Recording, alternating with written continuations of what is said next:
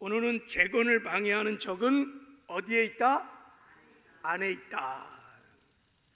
우리 공동체 안에 있는 우리의 재건과 회복을 방해하는 적이 무엇인지를 오늘 깨닫고, 여러분 우리 재건의 회복의 역사를 이뤄가는 주인공들 되기를 바랍니다. 거기다 좀 적어 놓으세요. 이렇게 제목을 적어 놓으면 좋을 것 같아요. 주보에다가. 사마천의 사기에 보면 외부의 적보다 더 무서운 것은 내부의 적이다라는 말이 있습니다.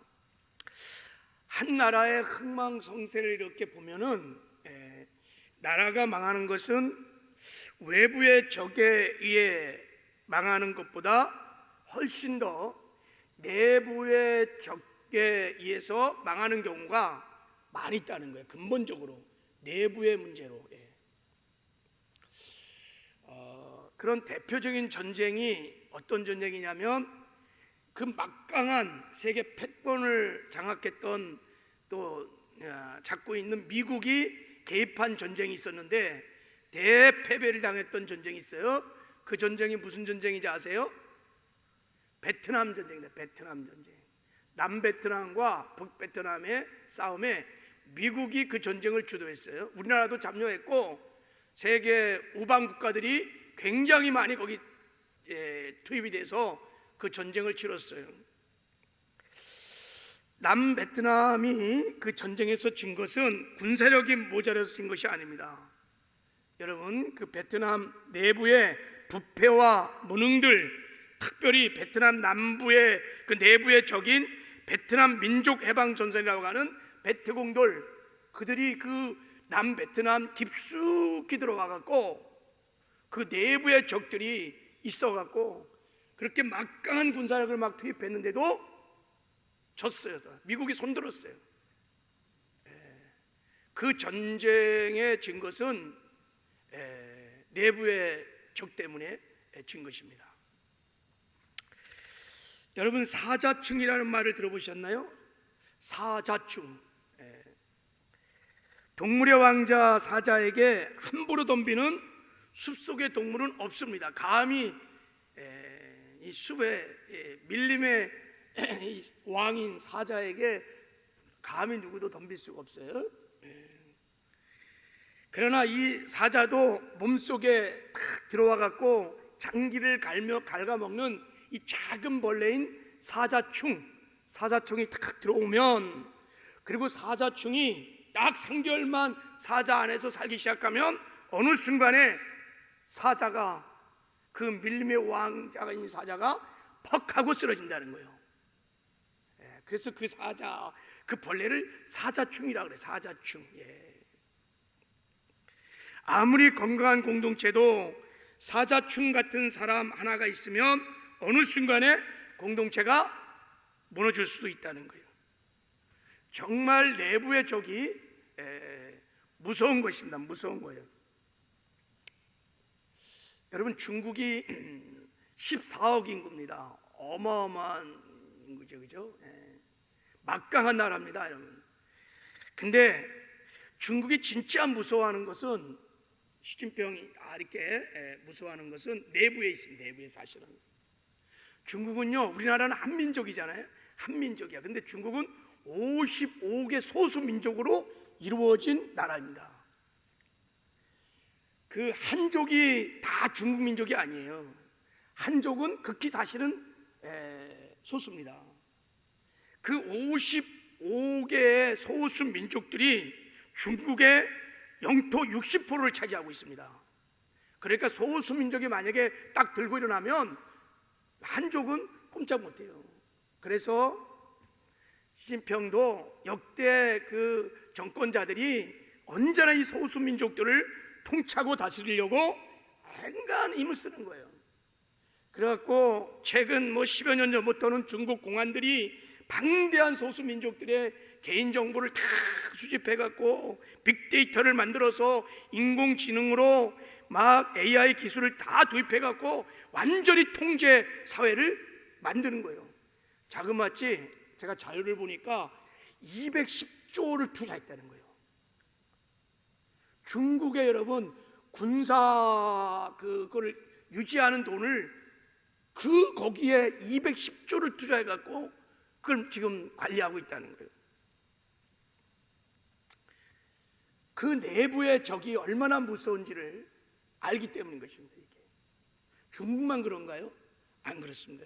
전 세계 어디나 이 내부의 갈등을 관리하는데 엄청난 비용을 쓰는 거예요. 그만큼 내부의 적이 무섭기 때문인 것입니다. 우리 인생의 짧은 인생에도 외부에서 오는 시련도 있고 우리 안에서 나는 내부적인 갈등도 있습니다. 내후외환이라, 내후외환.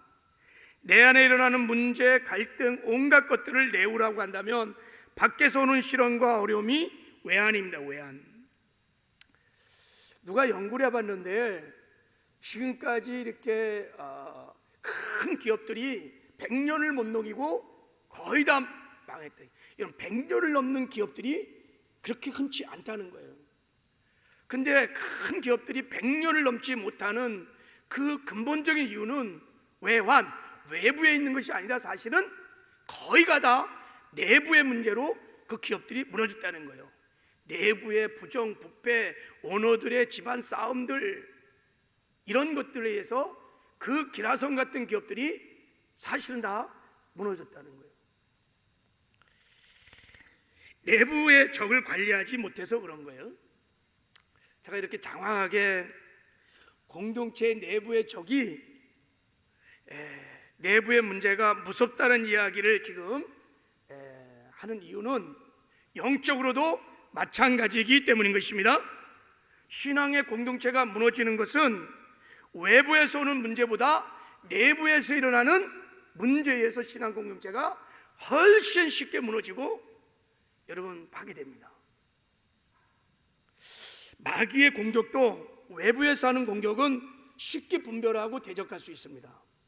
오히려 외부에서 막 핍박이 오고 어려움이 오고 막 그러면요, 그것과 막 적이 분명하거든요. 이렇게 막 싸우냐고 공동체가 오히려 더 강해집니다. 그래서 마귀의 핍박이 오면요, 기독교는 더 강력하게, 더 아주 견고하게 세워주는 경우가 많습니다. 그러나 내부의 문제는 좀 다릅니다. 훨씬 더 위험하고 진짜 위험한 것은 내부의 문제입니다. 교회 안에서 일어나는 갈등, 분열, 싸움들 인해서 쉽게 공동체가 무너지고 깨어지고, 그래서 하나님의 뜻을 이루어가지 못하는 거예요. 부끄러운 고백이지만 최근 10여 년 우리 한국 교회를 보면요, 많은 교회가 깨어지고 무너졌어요. 3, 40년 그렇게 크게 성장했던 교회들이 그냥 하루아침에 그냥 막 무너졌어요. 관악교회도 몇몇 교회들이 있죠. 그 무너진 모든 교회가 다 외부에 의해서 무너진 게 아니에요. 내부에서 일어나는 문제들로 인해서 그걸 관리하지 못해서 분열하고 싸우면서 다 무너진 거예요. 다 무너진 겁니다. 여러분, 우리가 어저께도 살펴본 것처럼 무너진 성전을 재건할 때 주님이 머리 대신 그리스도의 몸인 공동체를 재건할 때 마귀는 가만히 있지 않아요. 마귀는 어떻든 간에 미혹하고 공격을 해서 여러분 막으려고 합니다. 영적 전쟁이 있습니다. 마귀가 처음에는 외부에서 공격을 해요. 그러다가 안 되면 이제 두 번째 공격하는 것은 뭐냐면 내부에서 공격을 시작하는 것입니다. 교회 안에서 성도들끼리 서로 미워하고 정죄하고 원망하고 불평하고 갈등하고 분열해서 공동체를 무너뜨려서 재건을 막는 거예요. 이게 마귀의 괴략인 것입니다. 오늘 본문은 이제 느헤미야 5장은 이것을 우리에게 보여주고 있습니다. 마귀가 어떻게 내부에서 공격을 하는지, 그리고 그것을 어떻게 대적하고 우리가 막아야 되는지 승리의 전략을 하나님께서 느헤미야 5장을 통해서 우리에게 가르쳐주고 있습니다. 4장에서는 외부에서 오는 위기를 다뤘어요. 마귀가 외부의 압력을 통해서, 외부의 공격, 외부의 반란을 통해서 공동체를 무너뜨리려고 하는, 그래서 말로 막 상처를 주게 하고 실제 치는 거예요. 막 전쟁을 일으키기도 하고, 그래서 공동체를 무너뜨리는 외부에서 공격하는 것을 우리가 살펴봤죠. 그 공격 앞에서 느헤미야와 유다 백성들이 넉넉하게 승리했습니다.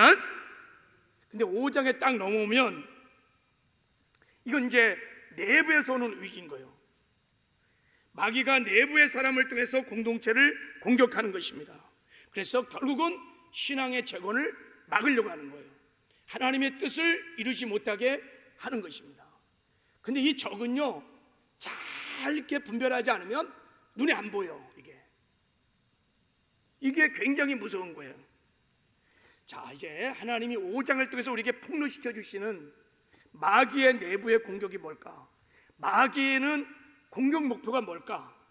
무엇을 파괴시키면 공동체가 주저앉는다는 것을 마귀는 너무 잘 알아요. 우리는 잘 모르는데, 그래서 하나님이 느헤미야 5장을 통해서 우리에게 말씀해 주고 있는 줄 믿습니다. 오늘 이제 굉장히 중요한 이 영적 정리의 승리를 우리가 배우게 될 것입니다. 혹시 이 자리에 또 이 말씀을 듣고 기도에 참석하신 분 중에서 이 공격을 받아서 비전을 잃어버리거나 주의 일을 내려오는 사람들도 있다면 오늘 분별하고 회복하는 역사가 있기를 주님의 이름으로 축복합니다.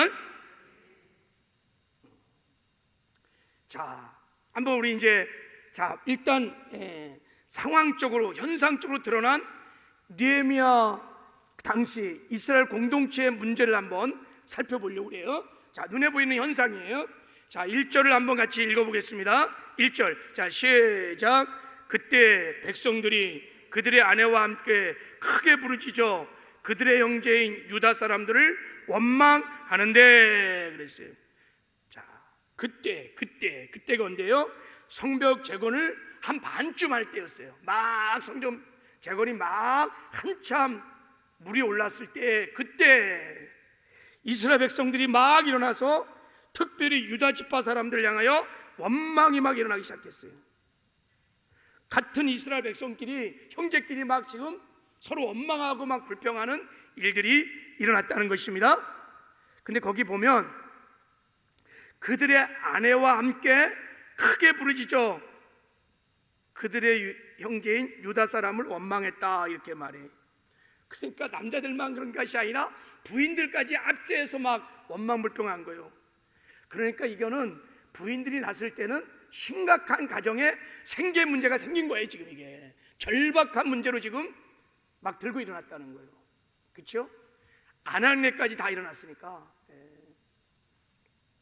어떤 문제가 생겼느냐? 자, 우리 2절을 한번 읽어보겠어요. 2절 시작. 어떤 사람은 말하기를 우리와 우리 자녀가 많으니 양식을 얻어먹고 살아야 하겠다 하고 그랬어요. 먹을 양식이 떨어진 거예요. 먹을 양식이 떨어진 거예요. 성벽 재건을 위해서, 이 민족과 나라를 위해서, 이 공동체를 위해서 다 막 헌신했어요. 동서사방에서 막 다 모여들었어요. 성전 재건을 막 하는데 먹을 양식이 떨어진 거예요. 농사를 진 것도 아니고 누가 뭐 돈을 버는 것도 아니고 먹을 양식이 막 떨어졌어요.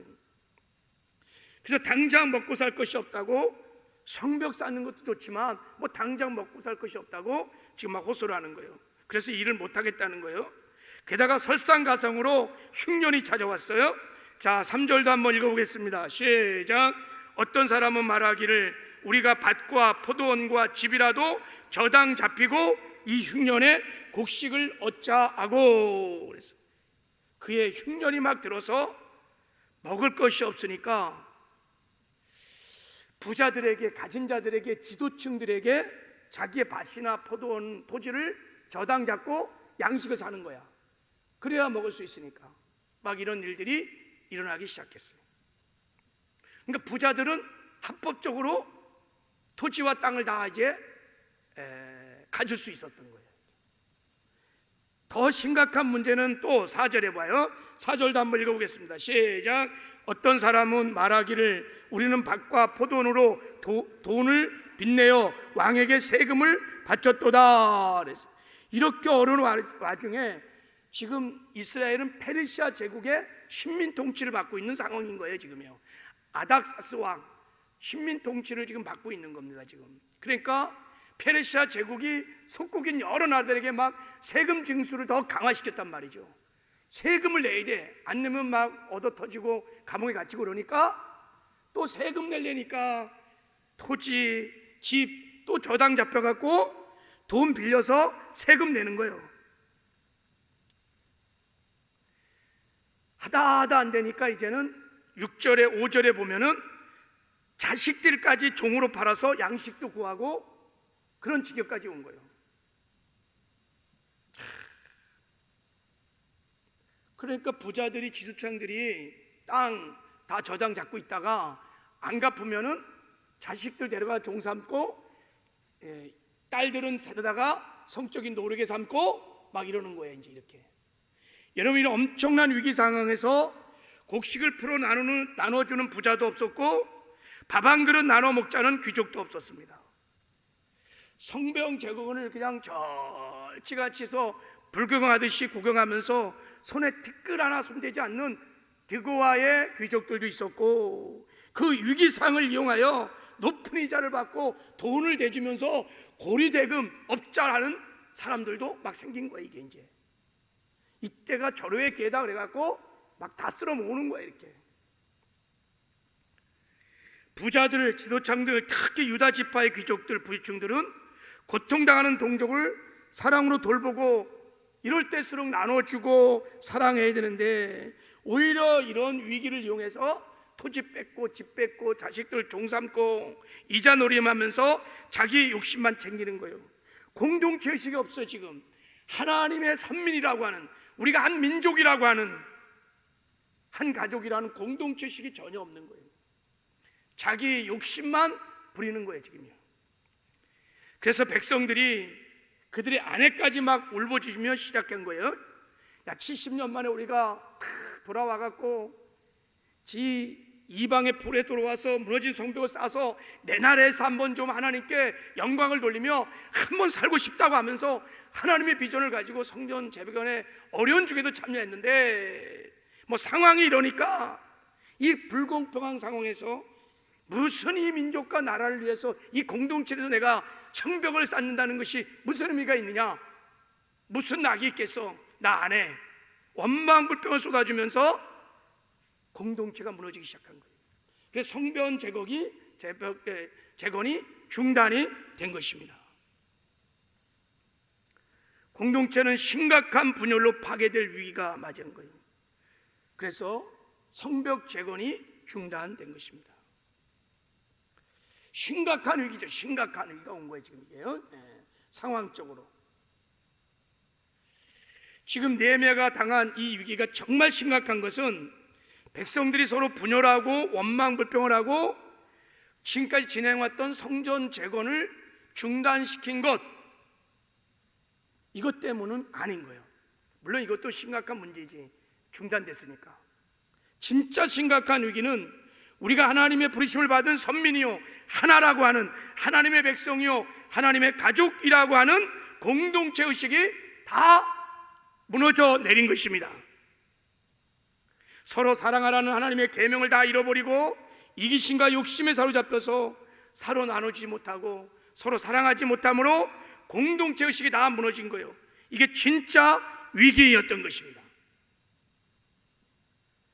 마귀가 공동체를 무너뜨릴 때 내부에서 서로 미워하고 또 싸우고 갈등을 일으키고 분열시키는 궁극적인 목적은 공동체 의식을 깨트리는 것입니다. 우리가 하나이다. 우리가 하나님의 한 가족 공동체이다. 우리가 하나님을 한 아버지로 부르는 형제요 자매라고 하는 이 공동체 의식을 깨트려 버리는 것입니다. 그러면 서로 사랑하지 않아요. 서로 책임지지 않아요. 욕심에 사로잡혀서 이제 자기 것만 챙기는 신앙생활을 하게 되는 것입니다. 옆에 사람이 뭐 굶어 죽든 뭐 쓰러지든 상관없어. 나만 잘 먹고 잘 살면 되는 거야. 나만 믿음 지키고 내 신앙생활 잘하면 되는 거야. 이것이 공동체의 가장 무서운 위기인 것입니다. 마귀가 노리는 여러분 이 공격의 목표인 거예요. 공동체 의식을 잃어버리면, 지체 의식을 잃어버리면 여러분 사랑하지 않아요. 책임지지 않아요. 다 이기적으로 돌아가서, 그래서 공동체에서 막 그때부터 이제 원망, 불평, 막 분열이 일어나기 시작해요. 그러면 하나님이 그 공동체를 통해서 어떤 일도 할 수 없습니다. 하나님의 재건의 역사는 그 순간에 스톱, 끝나게 되는 것입니다. 이게 여러분 마귀의 전략인 것입니다. 깨달아지는 은혜가 있기를 주님의 이름으로 축복합니다. 그래서 신앙의 공동체에서 가장 중요한 것이 공동체 의식을 가지고 사는 것입니다. 이것을 지켜야 합니다. 할렐루야. 교회는 여러분 하나님의 권속이라, 이렇게 하나님의 권속, 무슨 말이에요? 하나님의 가족이란 말이에요. 우리가 다 하나님의 가족 공동체입니다. 그래서 우리는 늘 가족 공동체 의식을 가지고 살아야 합니다. 그래야 우리가 재건의 역사를 이룰 수 있습니다. 여러분은 지금 교회 신앙생활을 하면서 우리가 하나님의 가족 공동체라고 하는 공동체 의식을 가지고 살고 있나요? 아멘이 시원찮은 거 보니까 자신이 잘 없는 것 같은데, 우리가 하나님의 가족 공동체다, 우리가 한 몸이다, 한 지체다 라고 하는 의식을 가지고 산다는 것은 서로 사랑하는 것입니다. 그럼 서로 사랑한다는 것이 뭐냐? 구체적으로 그것은 서로 책임져 주는 것입니다. 사랑한다는 것은 책임을 지는 것입니다. 사랑하지 않는 것은 무책임한 것입니다. 한번 따라하세요. 사랑한다는 것은 책임을 지는 것이다. 여러분, 가정을 사랑의 공동체라고 말합니다. 대표적인 사랑의 공동체입니다. 그래서 가정의 가장 큰 특징이 뭐냐면 상호 책임이에요. 책임. 식구가 하나 아프잖아요. 그럼 다 같이 아파. 식구가 하나 아프면 다 같이 책임을 지고 어쨌든 고치려고 그래. 자식이 등록금이 없어. 그러면 모두가 어쨌든 간에 이 등록금을 만들려고 아버지도 오빠도 누나도 다 갖고 어쨌든 등록금을 만들어내. 책임을 지는 것입니다. 사랑은 책임을 지는 것입니다. 공동체 의식에서 나오는 것입니다. 내 가족이라고 하는. 그래서 여러분, 하나님의 가족 공동체에서 상호 책임을 지는 것, 사랑이 여러분 심장과 같은 것입니다. 심장. 공동체 의식이 심장과 같은 것입니다. 사랑은 상호 책임인데 그 무엇에 대한 책임이냐? 돌봄에 대한 책임입니다. 돌봄이라는 건 상대에 대해 향하여 책임을 지는 것입니다.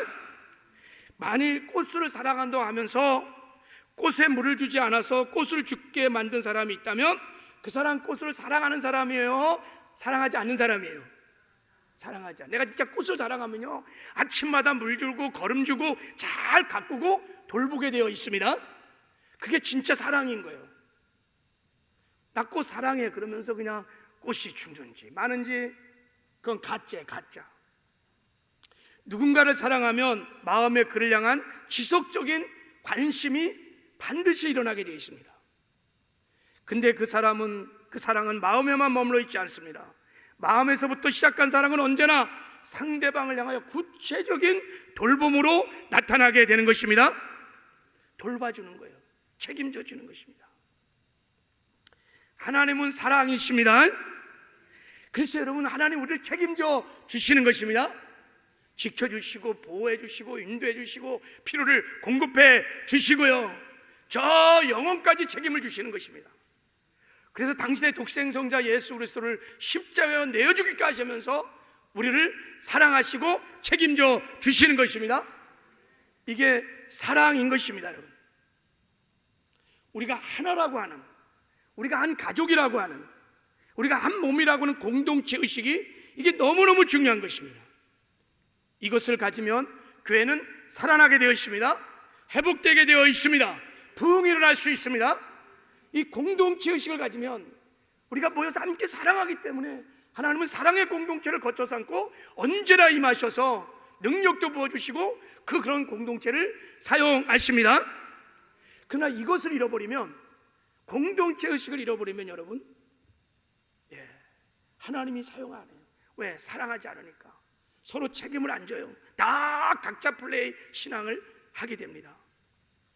그러면 원망, 불평, 분열, 갈등 그러면 여러분, 그 공동체는 하나님이 통치하고 다스리는 공동체가 아니라 마귀가 통치하고 다스리는 공동체인 거예요.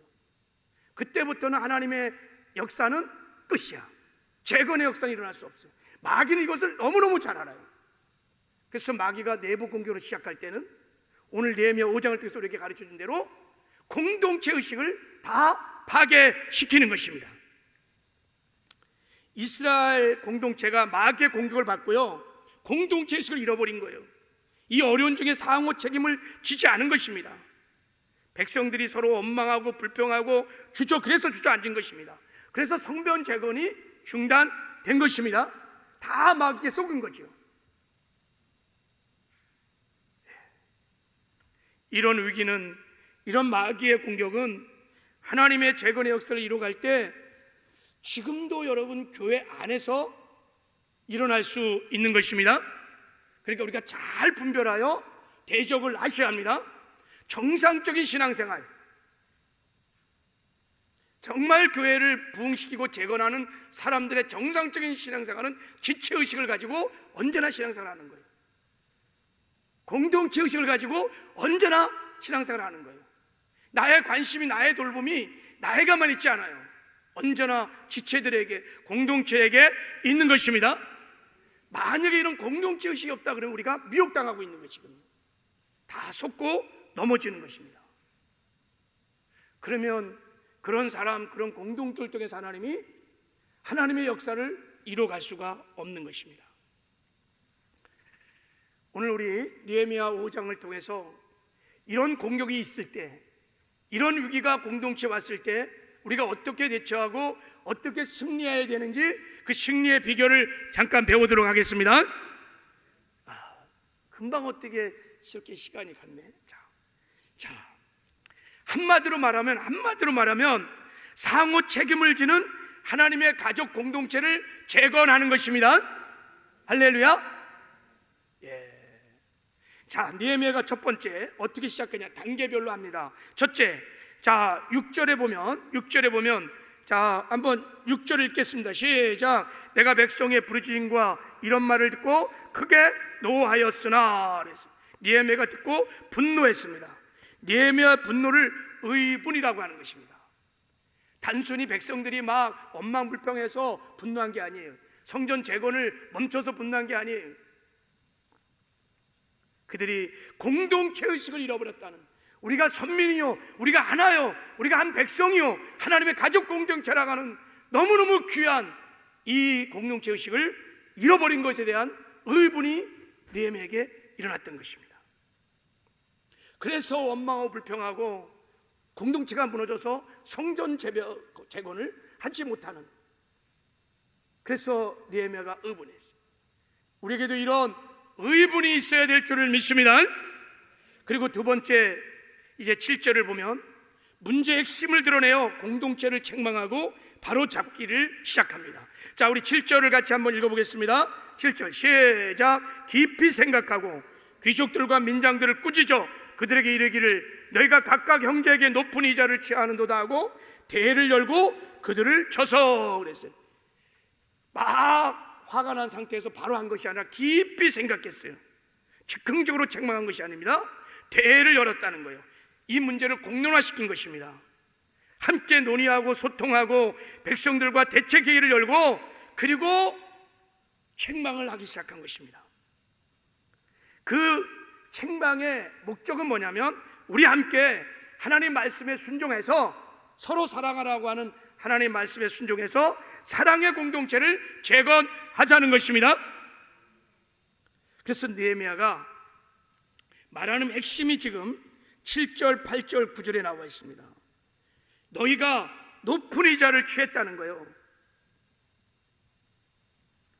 그리고 8절에 보면 내가 돈 주고 그 빼앗겼던 유대 백성을 내가 다 사왔는데 너희들은 지금 그 동족들을 다시 노예로 판다는 거예요. 그렇게 너희들이 하는 이유는 뭐냐? 9절 하반절에 보면 하나님을 경외하지 않기 때문이라는 거예요. 너희들이 하나님이 고리대금 하지 말아 그랬습니다. 혹 땅과 토지를 받았어도 안식력 되면 돌려주라고 그랬습니다. 가난한 고와 가부들 사랑하라고 했습니다. 근데 이들이 하나님을 경외하지 않으므로 하나님의 말씀을 지키지 않기 때문에 이런 일이 일어났다고 말씀을 가지고 공개적으로 다 책망하고 바로 잡았습니다. 그리고 우리 하나님 말씀에 순종하여 이제서 사랑함으로 상호 책임을 지는 사랑의 공동체를 이루자고 말을 한 것입니다. 세 번째, 이제 구체적으로 사랑의 공동체를 어떻게 만드는지 실천 계획을 딱 제시합니다. 자, 10절을 우리 10절 한번 읽어보겠습니다. 시작. 나와 내 형제와 종자들도 역시 돈과 양식을 백성에 구워 주었거니와 우리가 그 이자를 받기를 그치자. 그래서 우리 이제부터 이자 받지 말자. 11절에는 100분의 1을 저당 잡힌 거 다 돌려주자. 그래서 돌려주자. 그랬더니 그 지도자들이, 그 부자들이, 기득권층들이 거기에 기꺼이 말씀으로 책망을 받고 느헤미야의 삶을 가지고 책망하고 나니까 거기에 숭합니다. 그래서 이제부터 이자 받지 않겠습니다. 우리가 챙긴 거 다 돌려주겠습니다. 그랬어요. 드디어 이스라엘 공동체는 이 분열의 위기를 극복하고 하나가 되었습니다. 자, 우리 13절 읽어보면 13절 끝절에 보면 회중이 다 아멘하고 여호와를 찬송하고 백성들이 그 말한 대로 행하였느니라 그랬어요. 온 회중이 막 기뻐서 아멘 아멘 하나님을 찬양했습니다. 공동체가 하나가 된 것입니다. 그래서 재건의 역사가 그때부터 시작된 줄을 믿습니다. 할렐루야. 말씀을 맺겠습니다. 우리가 서로 사랑하라고 하는 하나님 말씀에 순종하지 않을 때 공동체는 하나 되지 못하고 분열합니다. 공동체 의식이 깨어집니다. 공동체 의식이 깨어지면 하나님은 그때부터 그 공동체를 통해서 재건의 역사를 이룰 수 없습니다. 마귀는 이것을 잘 알기 때문에 우리와 욕심과 또 탐욕들을 충돌해갖고 서로 이간시키고 분리시고 이 공동체 의식을 깨서 사랑하지 못하도록, 서로 책임지지 못하도록 하는 것입니다.